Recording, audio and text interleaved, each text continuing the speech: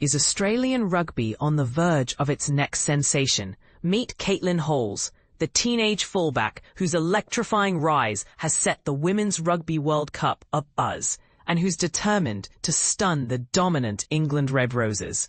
But here's where things get interesting. Her journey from backyard drills to international stardom might just challenge everything you thought you knew about young athletes. Not too long ago, Caitlyn was just a kid growing up in Australia. But even then, her father saw something special. Motivated to develop her passing skills, he'd sketch a chalk figure on the backyard wall and send her outside. Caitlyn would spend hours hurling balls at that make-believe opponent, endlessly striving to sharpen her technique.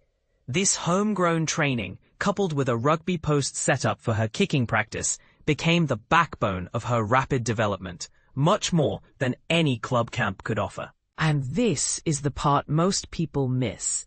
Caitlyn's transition from local leagues to professional rugby has been blazingly fast. At 6, she was already in a Picton Magpies League jersey. By 8, she swapped it for a Tamden Rams Union kit, tucking her pigtails away under a scrum cap to quietly defy expectations among her male peers. Her precocity hit national headlines when, at just 16 years and 187 days, she broke the record as the youngest Super Rugby player, debuting for the Wallaroos. Within a mere 18 months, she proudly stood as the youngest ever to represent Australia on the international stage. No wonder her Wallaroos teammates affectionately call her the Kid. Led by head coach Joe Yap, a renowned developer of rugby talent, Halse is recognized not only as the youngest member of the squad, but also as a crucial contributor. The injury that sidelined Sevens ace Charlotte Caslick made Caitlyn the clear choice for fullback, and the team's tactical approach now heavily leans on her dynamic ability, whether she's darting through gaps or launching precision kicks that seem far beyond her years. Caitlyn herself is refreshingly honest about her ongoing growth. Whenever I step into training, I'm committed to improvement. Teammates are much better critics than my chalk wall. They can actually give me feedback. Reflecting on her strengths, she highlights her powerful long-range kicking and sharp field vision. Reading defenses, counting numbers and picking plays, that's my edge. But speed? That's still a work in progress. My kicking is good, but there's always room.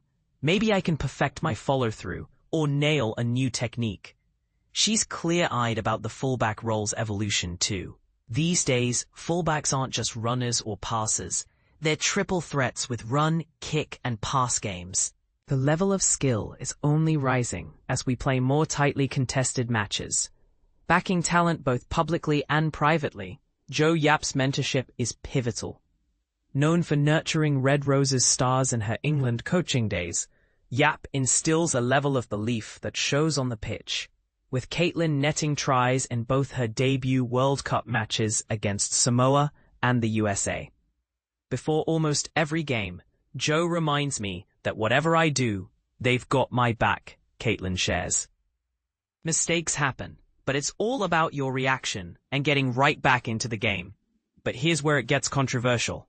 Some critics argue that such rapid promotion of young talent might put too much pressure on teens like Halse. Yet Caitlyn seems unfazed, drawing confidence not only from coaches and teammates, but also from her rugby idols. Growing up, she admired legends like Christian Cullen. His speed and ability to outsmart the line, I loved that.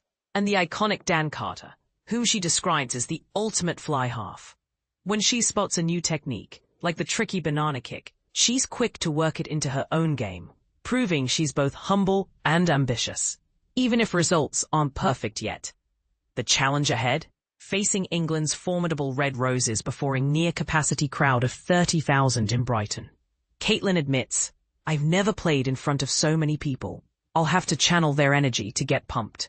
Wise beyond her years, she tries not to let the pressure get to her, crediting her teammates for keeping her head down and focused. So, let's open this up for debate. Is Caitlyn Halse's meteoric rise an inspiring sign of a new era for women's rugby? Or do you think there's a risk in spotlighting teenage athletes so intensely?